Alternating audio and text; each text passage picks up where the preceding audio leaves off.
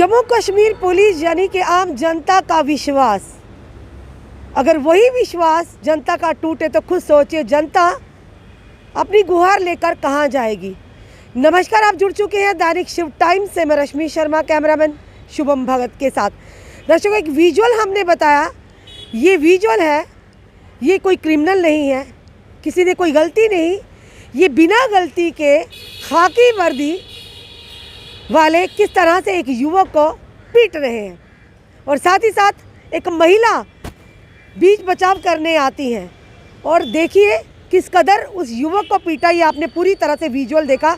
लगातार मीडिया और social media के माध्यम से वो वीडियो वायरल हो रहा है। वो युवक भी हमारे साथ मौजूद हैं। ये वीडियो दिखाने का मतलब ये है कि पुलिस के जितने भी आला अधिकारी हैं, इन चीज़ों पर संज्ञान लेना बहुत ही अनिवार्य है, क्योंकि जनता का विश्वास है जम्मू कश्मीर पुलिस पर कहीं ना कहीं देखने को आता है जब कहीं पुलिस अधिकारी या पुलिस कर्मी के द्वारा इस तरह की हरकत की जाती है तो पुलिस प्रशासन भी अपने ही कर्मचारी अधिकारी को बचाने की लगातार कोशिश करते हैं। अगर यही घटना इस युवक की ओर से की होती तो इस समय तक ये जेल के अंदर होते, सलाखों के पीछे होते। चलिए जानते हैं आखिर क्या उस दिन पूरा वाकया हुआ था। जो ये वीडियो सीसीटीवी फुटेज हमारे पास है, जो हमने अपनी जनता तक लाई, हम भी चाहेंगे ये अपनी ज़ुबानी बताएं आखिर हुआ क्या था। सबसे पहले आपका नाम जानेंगे। मेरा नाम सुनील साहनी है। सुमित साहनी है? सुनील साहनी। क्या हुआ था एग्जैक्टली जो वीडियो बताया उस दिन का, ये कहाँ का क्या हुआ था, पूरी बात बताइए। मैम ये ना 30 दिसंबर को ना जो मेरी दुकान पे काम करते हैं लड़का है, जो उनके दादू की डेथ हो गई थी, वो बेसिकली भद्रवाह से हैं। तो उन्होंने मुझे, मैं 30 को ना दुकान पे गया। किसका काम है आपका? ये सर्विस स्टेशन है। अच्छा, ठीक है। तो ना उन्होंने मुझे कॉल किया था 5:30-6 बजे। मैं दुकान पे गया नहीं था, मुझे फीवर था। तो इन्होंने मुझे कॉल किया ना, मेरे को ना वहाँ पे जाना है, तो मेरा जाना वहाँ पे पहुँचना ज़रूरी है। तो मैंने बोला कोई बात नहीं। वो बोलते मेरे को छोड़ दोगे? मैंने बोला कितने बजे छोड़ना है? बोलते जो सबसे पहले वाली गाड़ी होगी ना उसमें आपने मुझे छोड़ना है। मैंने बोला मुझे तो पता नहीं कितने बजे गाड़ी चलेगी। बोलते जो 1:30 बजे गाड़ी जाती है आपने मुझे उसमें छोड़ना है। मैंने बोला चलो कोई बात नहीं, छोड़ दूँगा। बोलते इंदिरा चौक छोड़ना है मेरे को। तो वो ना आनंद नगर आते हैं, बोडी में ही। तो मैं घर से निकला कोई 12:30 बजे। उन्होंने मुझे रिमाइंड करवाया कॉल करके कि आप सो तो नहीं ना गए हो? मैंने बोला मैं सोया तो नहीं हूँ, मैं कोई बात नहीं, निकलता हूँ। मैं 12:45 पे घर से निकला हूँ। घर के ठीक ना 100 मीटर दूर ना पुलिस वाले खड़े होते हैं वहाँ पे। तो मैं अपने फ्रेंड के साथ जा रहा था। कौन से एरिया की? गुड़ा बख्शीनगर की बात है ये मैं बाबा पैलेस शक्तिनगर, जो शक्तिनगर पड़ता है, शक्तिनगर में ना गुड़ाग से बीच में निकल। हाँ जी। तो वहाँ से ना वहाँ पे पुलिस वाले खड़े हुए थे। उन्होंने मेरे को रोक के उन्होंने मेरे को पूछा कि कहाँ जा रहे हो? तो मैंने बताया उनको कि ना मैं अपने वर्कर को ना छोड़ने के लिए जा रहा हूँ, उनके दादू की डेथ हो गई है, उनको वहाँ पे पहुँचना ज़रूरी है। तो बोलते हैं वो आपको पता टाइम कितना हो रहा है? मैंने बोला सर मेरे को पता है मेरे को टाइम कितना हो रहा है। मैंने सर इमरजेंसी है। तो उन्होंने बोला चलो कोई बात नहीं, आप स्कूटी की डिक्की चेक करो। स्कूटी की डिक्की भी चेक कर रही है उन्होंने, स्कूटी की डिक्की चेक की है उन्होंने, जैसे डिक्की वगैरह चेक कर ली। उसके बाद ना मैंने उनको बोला कि ना आप मेरी भी चेकिंग कर सकते हो, ऐसी कोई बात नहीं है, मैं आपके यहीं का रहने वाला हूँ, मैं कोई आगे पीछे का नहीं हूँ, मेरा आधार कार्ड भी देख सकते हो, मैं घर में भी बात करवा सकता हूँ अगर आपको लगता है। बोलते नहीं कोई बात नहीं। इतने में सामने एक पुलिस वाले सर खड़े बैठे हुए थे, वहाँ से उधर से उठ के आए मेरे पास। उन्होंने मुझे गाली दे के बोलते ना तो गाल किया करा था। मैंने बोला सर आप मेरे को गाली दे रहे हो, पब्लिक सर्वेंट हो, मुझे गाली थोड़ी दे सकते हो आप मेरे से पूछो। मैं दूसरे सर को पूछो आप, मैंने उनको कोई गाली दी है, बदतमीजी की है? सर बोला, मैंने उनको जी बोला, उनको पूछो। उन्होंने भी बोला कि हाँ नहीं बदतमीजी नहीं की कोई। तो फिर वो मैंने बोला सर आप पुलिस सर्वेंट होने के नाते ना मेरे को आप गाली नहीं दे, इतनी गंदी गाली दी है सर आपने मेरे को। तो बोलते दसा दी मैं सर क्या दिखाओगे? बस इतने में एक ने धक्का मारना शुरू कर दिया, तो दूसरे ने पीटना शुरू कर दिया। बस वो पीटते मेरे को, मैंने उनको बोला भी आपने ड्रिंक की हुई है, आप मेरे को मार रहे हो। बस इतने में ना वो पीट रहे थे, तो सामने से कोई लेडीज़ आ गई। तो वो लेडीज़ भी हमारे वहीं के थे, उन्होंने मेरे को बचा लिया। उन्होंने उनको उन्होंने पकड़ के उनको बोला कि यार कैली मारा दो बच्चे दी, क्यों मारा दो? मैं आंटी ये देखो ड्रिंक की थी, ने ड्रिंक करिए, मैं मारा देना। बस उन्होंने उनको पकड़ लिया, पकड़ते उनको यही चीज़ बोली उनको कि क्यों मारे उनको। उनके पास कोई बोलने के लिए कोई बात नहीं थी, तो बस वो उधर से चले गए आगे। तो मैंने उनको बोला कोई बात नहीं सर, आपका नाम क्या, आप अपना नाम बता दो, मैं सुबह एसएचओ सर को बता दूंगा कि इन्होंने मुझे ड्रिंक करके मारा। उन्होंने फिर मुझे माँ बहन की गालियाँ देना शुरू कर दी कि जा जो करना कर ला, जा जो उसे सुनाना सुना दो। तो मैंने बोला चलो कोई बात नहीं, समझदारी इसमें, अभी ड्रिंक की है इन्होंने तो मैं निकल जाता हूँ। मैं निकला वहाँ से, तो अपने वर्कर को छोड़ के इंदिरा चौक छोड़ के वापस आया हूँ। वापस आके मेरे को बड़ी पेन हो रही थी, मैं ना सरवाल हॉस्पिटल में चले गया, वहाँ पे मेडिकल करवाया। मैम थे वहाँ पे, मैम ने भी मेरे को यही पूछा कि क्या बात क्या हुई है। मैंने बोला मैम मेरे को पुलिस वालों ने ड्रिंक करके मारा हुआ है, मेरा मेडिकल कर लो आप। मेरा मेडिकल वगैरह किया उन्होंने। करने के बाद मैम वैसे ही 31 मॉर्निंग को मैं एसएचओ सर के पास चले गया। एसएचओ सर ने बोला कोई बात नहीं, मैं देखूंगा, पहले देखूंगा ये बंदे है कौन है, कोई बात नहीं। मैंने कहा ठीक है, एक दिन हो गया मैम, 2 दिन हो गया। दूसरे दिन इन्होंने क्या किया, शाम को मेरे को बुलाया पुलिस स्टेशन में। जी।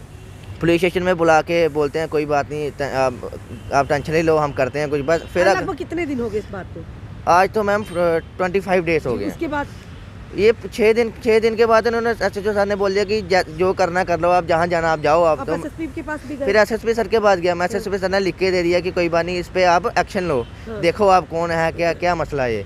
तो उनको तो पता था मैम क्या चक्कर क्या है ये।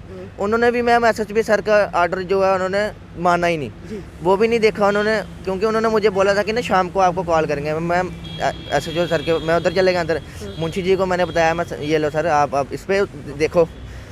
जैसे उन्होंने उस चीज़ को देखा, उस चीज़ को देखने के बावजूद कौन से एसएचओ के पास गए थे? एसएचओ बख्शीनगर हरजीत सिंह जी। जी। उन्होंने बोला कि कोई दिक्कत नहीं है, आप टेंशन नहीं लो जी। 6 दिन के बाद उन्होंने बोला जो मर्जी कर लो आप। फिर एसएसपी सर का भी उन्होंने ऑर्डर माना नहीं। एसएचओ हरजीत सिंह जी ने हाँ बोला जी कि जो मर्जी करो। हाँ जी बोलते जहाँ जाना फिर आप जैसे करना आप कर लो, क्योंकि उन्होंने तो कुछ करना नहीं था, क्योंकि उनके पुलिस वाले थे तो वो अपने बंदों को तो वो बचा ही रहे थे। पहले मुझे साथ दे रहे थे। 5वें दिन में मेरे को बुलाया ऑफिस में, उनको भी बुलाया ऑफिस में। उनको बुला के बोलती यार इतने सुंदर लड़का, इसको आपने मारा क्यों? मैं समझ गया मैम कि ये इनका ही साथ दे रहे हैं अंदर से, मारना नहीं चाहिए। फिर उनको बोलते जाओ बाहर जाओ, बाहर भेजा उनको। उसके बाद मेरे को मैम एसएचओ सर बोलते हैं कि तू मेरा छोटा भाई है, पता क्या चक्कर है? चक्कर ये होता है ना, इन पे प्रेशर होता है, पीछे से स्ट्रेस होती है इनको। मैंने बोला सर आज इनके पास पीवीसी की पाइप थी, इन्होंने स्ट्रेस में मारा, प्रेशर में मारा। कल गनमैन बनेंगे तो गोली से मार देंगे इसका मतलब। बोलते ऐसे थोड़ी होता है। मैंने बोला सर ये वीडियो देखो आप, वीडियो में आपको लगता नहीं है? सीसीटीवी फुटेज कहाँ से मिला? ये सीसीटीवी फुटेज मैम मैंने वहीं से उस चौक में जो अगर वो सीसीटीवी फुटेज ना होता सुनील तो क्या होता? मैम होता कुछ भी नहीं, करते क्या उल्टा मेरे पे एलिगेशन लगाते, कोई ड्रिंक मैंने की थी। ये जैसे ऐसे जो सर मुझे ही बोल रहे थे, किसी मीडिया वालों ने कॉल की थी उनको कि ना क्या मसला है। बोलते इन्होंने ड्रिंक की थी और रात को जो भी निकलता है ना वो नशा करके निकलता है, बिना नशे के निकलता है नहीं रात को कोई। ये बोलते हैं जो यूनिफॉर्म में बैठा वो नशा करे उसको जायज है? वो हाँ वो और क्या, वो बोलते हैं हमारे पुलिसकर्मी वो देखते तक नहीं नशे को, वो हाथ तक नहीं लगाते हैं। और मैंने नशा किया था, मेरे पास तो मैम प्रूफ था इस चीज़ का। अभी भगवान का बहुत शुक्र है कि मेरे पास इस चीज़ का प्रूफ भी था। और मैंने ये भी बोला अगर आपको 10 साल पुराना कोई अल्कोहल मेरी बॉडी में मिल जाता है ना मेडिकल कराने के बाद, मैं एक्सेप्ट कर लूँगा कि मैंने नशा किया था। मैं 25 साल में आज तक मैंने कभी ना ड्रिंक किया ना स्मोकिंग की है।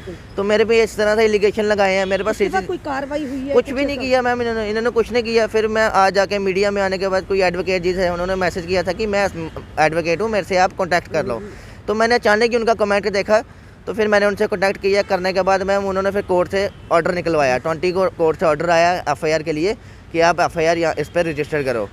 तो फिर उन्होंने बोला कि कोई नहीं, मेरे पास इस चीज़ का ऑर्डर आ गया। मैम जैसे कोर्ट से ऑर्डर आया, ऑर्डर आने के बाद ऐसे मुझे किसी ने भी कॉल नहीं किया। ऑर्डर आने के बाद मैम मुझे कॉल पे कॉल आ रहे हैं। अब मैं कॉल क्यों रिसीव करूं जब मुझे 20 दिन तक किसी ने सहारा नहीं दिया, किसी ने पूछा नहीं मुझे, वो भी बिना कसूर के आपको इतना वही है ना। और एलिगेशन झूठे लगा रहे हैं। मुझे तो इनसे डर पड़ गया था मैम कि जो झूठे इल्जाम में ना मुझे फंसा दें, क्योंकि ये कुछ आए दिन मुझे थ्रेट धमकी दे रहे थे इस तरह से। तो मैम कुछ भी कर सकते थे, क्योंकि ये इनकी पावर ही इस तरह से है। जो एसएसपी सर का ऑर्डर नहीं मानते, किसी का नहीं मानते हैं, तो ये तो कुछ भी कर सकते। अगर चाहते तो एसएसपी सर इस पर संज्ञान ले सकते थे। अगर वो भी मैम एसएचओ सर भी ले सकते थे। ऐसा कैसे हो सकता है? यानी कि एक एसएसपी अगर लिख के देते हैं तो उस पर कोई कार्रवाई पता नहीं मैम इनके पास कौन सी पावर है। कोई पावर होगी इनके पास, कोई बड़ी सी पावर होगी जो मानते ही नहीं किसी की भी बात। क्योंकि देखो अपना जिन्होंने ड्रिंक की थी उनका मेडिकल कराना बनता था। मैंने रिटर्न में कंप्लेंट दी थी, मुंह से तो बोला नहीं था इनको इनका काम बनता था कि चलो जो भी हमें क्या सिखाना है इनको काम अपना, लेकिन इनको पता होना चाहिए।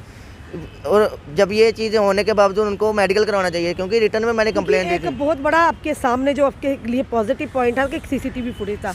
अगर भगवान ना करे वहाँ पर सीसीटीवी फुटेज नहीं होता तो आज मे भी केस आपके ऊपर पड़ा होता, आज आप भी सलाह। मैम बिल्कुल मैम, मेरे पे केस डला होता और पता नहीं कौन से आईपीसी में मेरे को अंदर रखा होता उन्होंने। और मेरे को हाथ जोड़ना, मेरे को मैम पाँव पड़ने पे मजबूर कर देते हैं। पता नहीं कौन से एलिगेशन लगाते हैं मेरे पे, क्योंकि आए दिन ऐसे कईयों के साथ होता है। परेशान मैम बिल्कुल होते हैं, क्यों नहीं होते हैं। अगर ये ऐसे ही बोल सकते हैं, अभी मेरे पास प्रूफ है तो ये बोल सकते हैं कि आपने ड्रिंक की थी, तो मेरे पास प्रूफ नहीं होता तो क्या कर सकते थे। ये तरह की कार्रवाई होनी चाहिए ऐसे लोगों पर जो यूनिक खाकी पहनते तो सही है, पर कहीं ना कहीं अपनी मर्यादाओं को भूल जाते हैं, कहीं ना कहीं जो अपनी ड्यूटी है उसको भूल जाते हैं। मैम ये मेरे को कॉम्प्रोमाइज़ के लिए भी बहुत बोला। अगर मैं ही कॉम्प्रोमाइज़ कर लूँगा, मैं ही पीछे हट जाऊँगा, तो मैम आए दिन यही जो ऑफिसर्स हैं यही आगे और किसी के साथ भी करेंगे। तो मैंने कहा कि मैम मैं चुप नहीं रहूँगा, क्योंकि मैंने मार खाई है, जो मैंने बर्दाश्त किया है मैम। वो नाम पता है जो पुलिस? एक का नाम मैम शुभम शर्मा, एक का नाम कुलदीप राज है। जी उन्होंने मेरे को मारा था, मैंने बताया भी था उनको कि ये, क्योंकि मुझे उस वक्त नाम तो पता नहीं था। उन्होंने बोला कि जा जो करना कर ले, नाम बताया नहीं मेरे को। पुलिस स्टेशन में जाके ही पता चला कि इनका नाम ये है। बस ये पता होने के बावजूद अब मैं यही चाहता हूँ कि ये सस्पेंड हो, जी सस्पेंड हो। कोशिश यही रहेगी ये टर्मिनेट हो जाए, ताकि जिनको नौकरी करना करें। मैम ग्रेजुएट किए बंदे पर्सन है जो बेचारे मेहनत कर रहे हैं, आज की डेट में नौकरी नहीं, और जिनको नौकरी है उनको काम देखो तरीका ही नहीं उनको ड्यूटी करने का। ड्रिंक करके किसी को मारना, नाजायज़ मारना, वर्दी का एक फ़ायदा लेना, ये पूरे डिपार्टमेंट को बदनाम कर रहे हैं। बिल्कुल। धन्यवाद सुनील हमारे साथ जुड़ने के लिए। दर्शकों, हमने आपको पूरी वारदात सुनाई सुनील के साथ जो हो, और तथ्यों के साथ, क्योंकि अगर सीसीटीवी फुटेज, ये हम भी कहते हैं जनाब, जिसने जो अगर बिना कसूर के किसी को इस कदर इस निर्ममता से बर्बरता से पीट सकते हैं, वो कुछ भी कर सकते हैं, क्योंकि शायद वर्दी की उनको ड्यूटी का पता नहीं है। बड़े ही खुशकिस्मत लोग होते हैं जिनको ये वर्दियां नसीब होती हैं, और बड़े ही बदकिस्मत लोग वो होते हैं जो वर्दी पहनकर अपना कर्तव्य, अपनी ड्यूटी को भूल जाते हैं।